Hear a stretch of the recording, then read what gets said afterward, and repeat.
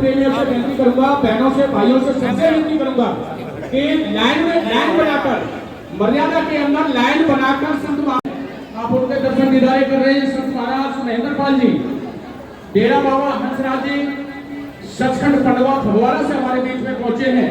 उनका भी हम यहाँ पर पहुंचे पर स्वागत करते हैं, उनके दर्शन कर रहे हैं आप सभी।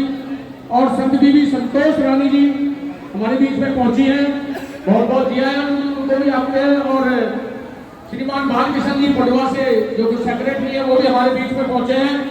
संत ये जितना भी ये जो समागम हो रहा है आज का, इसके आयोजक बहुत ही सत्कार एवं श्रीमान सुनील कुमार जी, पूर्व सरपंच गांव जनेश्वर, वो आज उनके सभी गुरु प्रेमियों से विनती है कि बैठे प्लीज, मैं हाथ जोड़ूंगा आपके चरणों में बैठे। बहनों से विनती है जो सेवा ला रहे हैं संगत को बिठाने की कृपा करेंगे। आप उधर से आओ माता जी, उधर से आओ, यहाँ से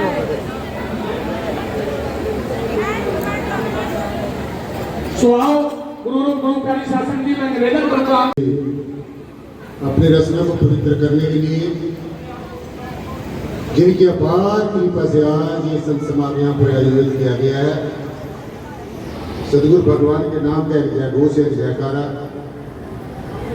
जो बोले सो निर्भय बोल। संत शिरोमणि श्री गुरु रविदास जी महाराज की।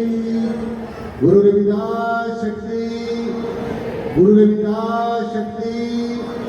बाबा साहब डॉक्टर भीमराव अंबेडकर ज्योति, बाबा साहब डॉक्टर भीमराव अंबेडकर ज्योति।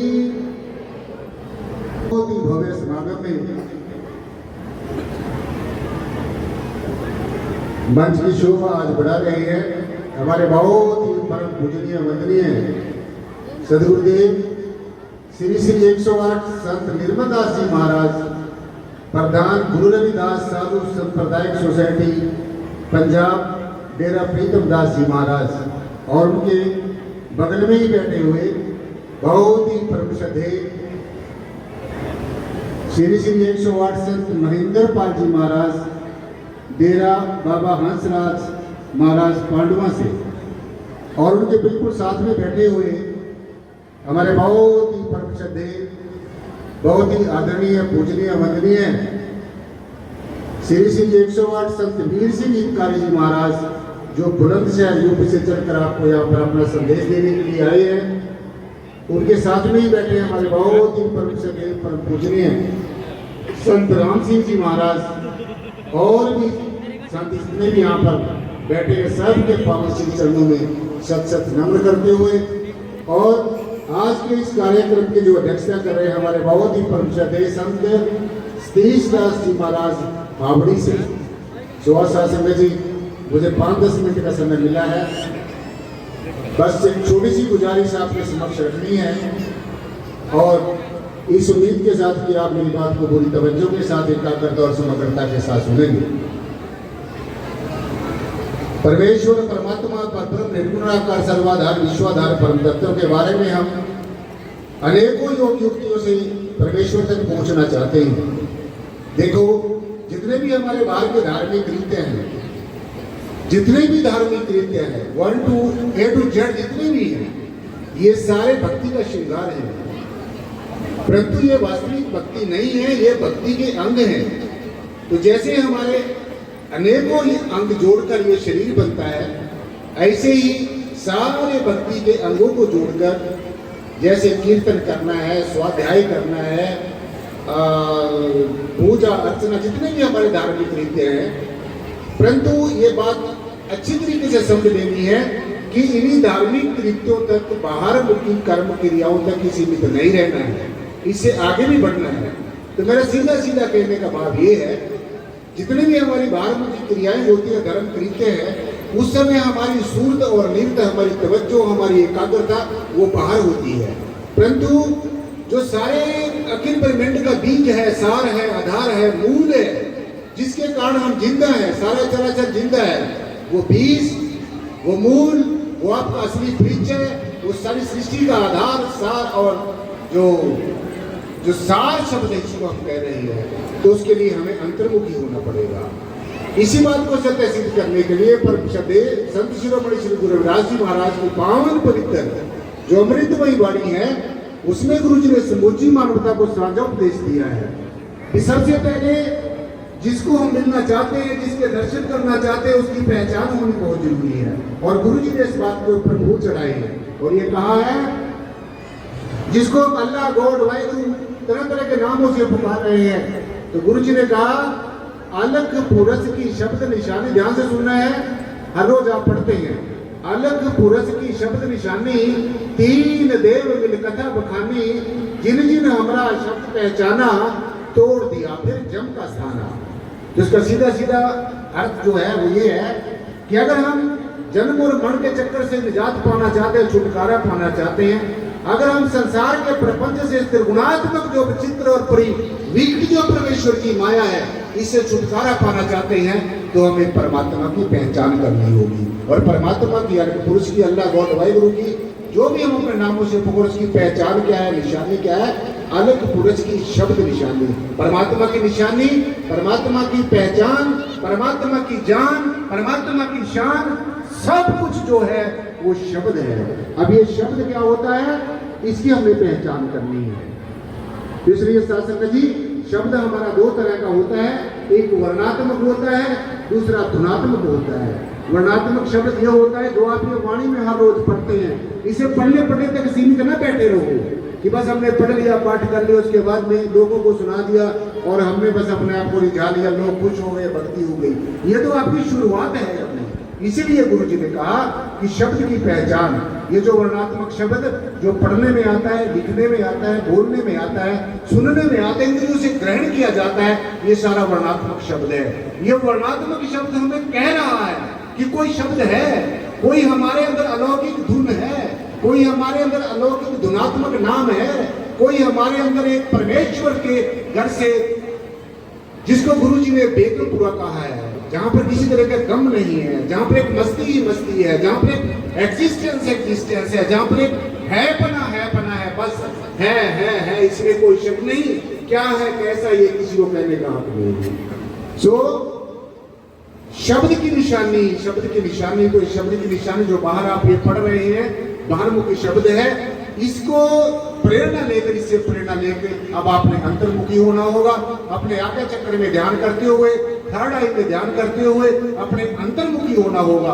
और मैं आपको सीधी सीधी बात बता रहा हूँ, चाहे आप दुनिया के जितने भी कृत्य करते रहो, आज तक किसी भगवान ने, किसी गुरु ने, किसी पीर पैगंबर औलिया अवतार ने आपको ये नहीं कहा कि मेरे जाने के बाद में आप तरह तरह की बातें बना के, ये सब इंसान की मैन मेड चीजें हैं। तो इंसान कभी भी भगवान को नहीं बना सकता है। जब इंसान को पता ही नहीं है भगवान क्या है, तो बनाएगा क्या? अगर बनाएगा तो कल्पना ही करेगा, और अगर कल्पना करेगा उन्हीं कल्पनाओं में सारी जिंदगी फंसा रहेगा। इसलिए इन कल्पनाओं से ऊपर उठो, इन मान्यताओं से ऊपर उठो। ये जो इंसान के बनाए भगवान है, ये तुम्हें कभी भी सहारा नहीं दे सकते। ये सारे के सारे जवान को छोड़ के अपना जो तुम्हारा स्वरूप है, जो आत्म स्वरूप है, ये आपका अपना आप है। जो मन है ये आपका अपना स्वरूप है, जो बुद्धि है आपका अपना स्वरूप है। जो ये सब कुछ आप उठाए फिर रहे हो, ये जो देह रूपी देह जो उठाए फिर रहे हो, ये भौतिक शरीर उठाए फिर रहे हो, इसके अंदर जो सूक्ष्म शरीर है, इसके अंदर जो कारण शरीर है, और जो सभी कारणों का भी महाकारण है, ये भी आप साथ साथ उठा के घूम रहे हो। इसलिए जो शब्द है ये पूर्व से लेकर पश्चिम तक, उत्तर से लेकर दक्षिण तक, पाताल से लेकर आकाश तक, सब जगह व्यापक है। जिसकी गुरु जी ने कहा कि सर्वव्यापी सबसे न्यारा ऐसी लीला है अपरंपारा। तो सदगुरु की जो वाणी है, जो हमें उपदेश देती है, संदेश देती है, वैसा ही करना है। उसके दाएं बाएं के और अपनी तरह से कोई और ज्यादा बातें नहीं बनानी है। तभी जाकर हम मंजिल मकसूदा को पहुंचेंगे।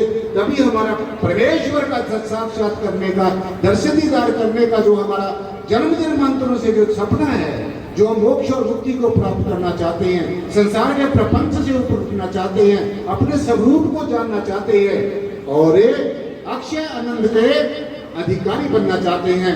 सुशासन जी ज्यादा समय ना लेते, सेक्रेटरी साहब निरंतर बार बार देख रहे हैं। सेक्रेटरी साहब का बहुत बहुत धन्यवाद, उन्हें मुझे इस काबिल समझा कि मैं अपने कुछ बातें आपके समक्ष रखूं। और फिर अपने संतों महापुरुषों का, हमारे जो परम श्रद्धेय संत जी हैं, संत निर्मलदास जी महाराज और संत महेंद्र पाल जी महाराज और संत वीर सिंह हितकारी जी महाराज, और हमारे साथ में बैठे जितनी हमारी बहनें हैं, संत हैं, जितने भी महात्मा जो हमारे साथ बैठे हैं, उन सब के पावन श्री चरणों में बार बार नतमस्तक होते हुए, और बोलने में कोई त्रुटि हो गई हो उसके लिए बार बार क्षमा का याचक मैं अपनी वाणी को यही विराम देता हूँ। क्योंकि आज सत्संग की आधी घड़ी सुमरण वर्ष 50, सत्संग की आधी घड़ी जो है वो 50 सालों के बराबर जब तब संयम साधना किए हुए उसके बराबर होती है। जो आज हमने बड़े रहो भाग हैं, सत्संग मिलिया तरियो मेरे माधो जी, सत्संग मिलिया तो तरियो मेरे माधो जी। सत्संग ही सबसे बड़ा परमेश्वर से मिलने का जो तरीका है, सलीका है, और बहुत ही सहज सीख और साधन है। तो ज्यादा बातें न करते हुए, ज्यादा और बात को आगे न बढ़ाते हुए अपनी वाणी को ही विराम देता हूँ। एक बार सदगुरु भगवान के नाम का जय हो, जिनकी अपार कृपा से आज हम एक दूसरे के रूबरू हुए हैं। बोलो सदगुरु रविदास जी महाराज की जय। गुरु रविदास शक्ति अमर रहे। बाबा साहब डॉक्टर भीमराव अम्बेडकर ज्योति जलती रहे। बाबा साहब डॉक्टर भीमराव अम्बेडकर ज्योति जलती रहे। जय गुरुदेव, धन गुरुदेव, जय गुरुदेव, धन गुरुदेव, जय भीम, जय भारत, जय भीम, जय भारत, जय भीम, जय भारत, जय संविधान। बहुत बहुत धन्यवाद, बहुत बहुत शुक्रिया। Thank you very much. Kabir लूट न है तो लूट ले, राम नाम है लूट, फिर पाछे पछताओगे जब प्राण जाएंगे छूट।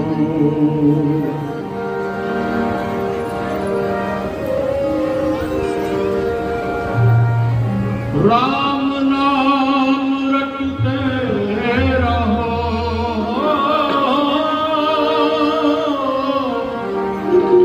राम नाम रटते रहो, जब लग घटी में प्राण, कब हूँ दीन दयाल के,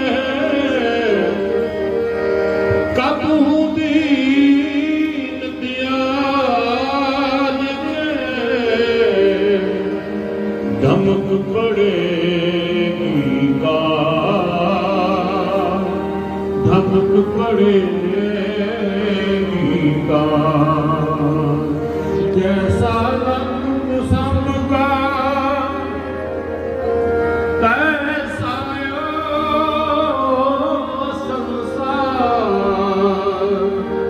कैसा यो संसार, मेरे रवैये रंग जी का रंग मजी।